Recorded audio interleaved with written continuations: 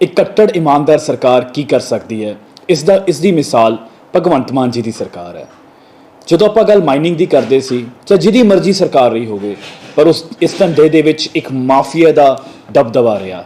ਇਹ ਪਹਿਲੀ ਵਾਰੀ ਹੈ, ਇਸ ਵਾਰੀ ਕੱਟੜ ਇਮਾਨਦਾਰ ਸਰਕਾਰ ਆਈ ਹੈ। ਸਾਡੇ ਮੁੱਖ ਮੰਤਰੀ ਭਗਵੰਤ ਮਾਨ ਜੀ ਨੇ ਮੈਨੂੰ ਇਹ ਜ਼ਿੰਮੇਵਾਰੀ ਦਿੱਤੀ ਤੇ ਅਸੀਂ ਦਿਨ ਰਾਤ ਮਿਹਨਤ ਕਰਕੇ ਇਲੀਗਲ ਮਾਈਨਿੰਗ ਪੰਜਾਬ 'ਚੋਂ ਖਤਮ ਕਰ ਦਿੱਤੀ ਹੈ। ਬਤੌਰ ਮਾਈਨਿੰਗ ਮਿਨਿਸਟਰ ਮੈਂ ਦਾਅਵੇ ਨਾਲ ਕਹਿ ਸਕਦਾ ਕਿ ਪੰਜਾਬ ਦੇ ਵਿੱਚੋਂ इलीगल माइनिंग खत्म हो चुकी है।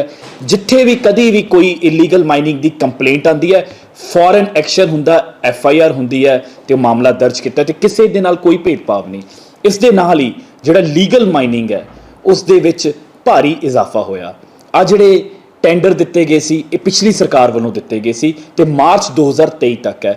उन्हां ही ठेकेदारां उन्हां कॉन्ट्रैक्टरां तो शिकंजा कस के ईमानदारी के नाल लीगल माइनिंग कराई गई। तो मैं तुहानूं दसदे होए खुशी होंदी है कि पिछले साल सिर्फ 35,000 तो 40,000 metric ton daily average extraction होंदी सी, खड्डां चों रेता बजरी निकलदा सी, जबकि असीं 1 ਲੱਖ तो पार लेके जा चुके हैं। कल पंजाब दे विच 1,03,000 मैट्रिक टन एक्सट्रैक्शन हुई है। तो होर चौंकाउण वाली आंकड़ा है, पिछले साल मई महीने सिर्फ 8 lakh metric ton legal mining हुई तो इस साल मई महीने ਅਸੀਂ ਆਲਰੇਡੀ 18.5 ਲੱਖ ਮੈਟ੍ਰਿਕ ਟਨ ਪਾਰ ਕਰ ਚੁੱਕੇ ਹਾਂ, ਜੋ ਕਿ 2 ਗੁਣਾ ਤੋਂ ਵੀ ਜ਼ਿਆਦਾ ਹੈ। ਇਸ ਦਾ ਮਤਲਬ ਸਾਫ਼ ਹੈ ਕਿ ਪਿਛਲੀਆਂ ਸਰਕਾਰਾਂ ਇਲੀਗਲ ਮਾਈਨਿੰਗ ਕਰਾਉਂਦੀਆਂ ਸੀ ਤੇ ਉਸ ਦੇ ਨਾਲ ਪੰਜਾਬ ਸਰਕਾਰ ਦੇ ਖਜ਼ਾਨੇ ਨੂੰ ਜਿਹੜਾ ਹੈ ਉਹਦੇ 'ਚ ਚੋਰੀ ਹੋਈ, ਇੱਕ ਮਾਫੀਆ ਚੱਲਦਾ ਸੀਗਾ। ਇਹ ਕੱਟੜ ਇਮਾਨਦਾਰ ਸਰਕਾਰ ਹੈ। ਸਾਡੇ ਮਾਨਨੀय ਮੁੱਖ ਮੰਤਰੀ ਭਗਵੰਤ ਮਾਨ ਜੀ ਦਾ ਆਦੇਸ਼ ਹੈ। ਉਸ ਦੇ ਤਹਿਤ ਸਾਰੇ ਮਾਈਨਿੰਗ ਡਿਪਾਰਟਮੈਂਟ ਦੇ ਅਧਿਕਾਰੀਆਂ ਨੇ ਦਿਨ ਰਾਤ ਮਿਹਨਤ ਕਰਕੇ ਇਹ ਕਾਰਨਾਮਾ ਕਰਕੇ ਦਿਖਾਇਆ।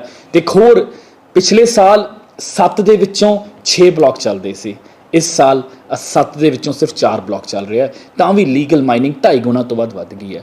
ਰੋਪੜ ਜੋ ਇਲੀਗਲ ਮਾਈਨਿੰਗ ਦਾ ਗੜ ਰਿਹਾ, ਪਿਛਲੇ ਸਾਲ ਮਈ ਮਹੀਨੇ ਦੇ ਵਿੱਚ ਕਾਗਜ਼ਾਂ ਦੇ ਵਿੱਚ ਸਿਰਫ 20,000 ਮੈਟ੍ਰਿਕ ਟਨ ਉੱਥੋਂ ਮਾਈਨਿੰਗ ਦਿਖਾਈ ਗਈ, ਜਦਕਿ ਰੋਜ਼ਾਨਾ ਪਿਛਲੇ ਸਾਲ ਹਮੇਸ਼ਾ ਕਿਉਂਕਿ ਅਸੀਂ ਉੱਥੇ ਇਲੈਕਸ਼ਨ ਲੜਿਆ ਦੇਖਿਆ ਕਿਵੇਂ ਰੋਜ਼ਾਨਾ ਸੈਂਕੜੇ ਹਜ਼ਾਰਾਂ ਦੀ ਤਾਦਾਦ 'ਚ ਟਿੱਪਰ ਨਿਕਲਦੇ ਸੀ। ਇਸ ਸਾਲ ਰੋਪੜ ਬਲਾਕ ਦੇ ਵਿੱਚੋਂ 1,60,000 ਮੈਟ੍ਰਿਕ ਟਨ, 8 ਗੁਣਾ ਲੀਗਲ ਮਾਈਨਿੰਗ ਵੱਡੀ, 8 ਗੁਣਾ। ਸਾਡਾ ਦਾਅਵਾ ਹੈ ਕਿ ਅਸੀਂ ਇਲੀਗਲ ਮਾਈਨਿੰਗ ਮਾਫੀਆ ਦੇ ਉੱਤੇ ਟੋਟਲ ਉਸਦੀ ਜਿਹੜੀ ਰੀੜ ਦੀ ਹੱਡੀ ਤੋੜ ਚੁੱਕੇ ਹਾਂ। ਪੰਜਾਬ ਦੇ ਵਿੱਚ ਜਿਹੜਾ ਵੀ ਟਿੱਪਰ ਜਿਹੜਾ ਵੀ ਟਰੱਕ ਰੇਤਾ ਲੈ ਕੇ ਚੱਲ ਰਿਹਾ ਉਹਦੇ ਕੋਲ ਲੀਗਲ ਸਲਿੱਪ ਹੈ। ਪੰਜਾਬ ਦੇ ਵਿੱਚ ਜਿੰਨੇ ਵੀ ਮਾਈਨਿੰਗ ਡਿਪਾਰਟਮੈਂਟ ਦੇ ਭ੍ਰਿਸ਼ਟ ਅਧਿਕਾਰੀ ਸੀ ਉਹਨਾਂ ਨੂੰ ਸਸਪੈਂਡ ਕਰ ਦਿੱਤਾ ਗਿਆ। ਸੈਂਸਿਟਿਵ ਜ਼ੋਨ ਪਹਾੜਾਂ ਦੇ ਉੱਤੇ ਜਿਹੜੇ ਕ੍ਰਸ਼ਰ ਲੱਗੇ ਹੋਏ ਸੀ ਉਹਨਾਂ ਨੂੰ ਸੀਲ ਕਰ ਦਿੱਤਾ ਗਿਆ।